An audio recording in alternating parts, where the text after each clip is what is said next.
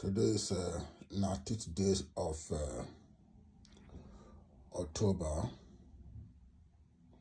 2023.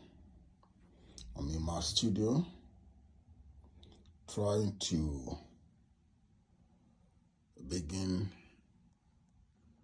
today's work. I'm working on a landscape painting on a singular tree. This is just the preliminary layers of colors. That is the other painting. Today I'm going to be building on what I have done, because after doing the sketches, then I put some colors on it, and after putting those first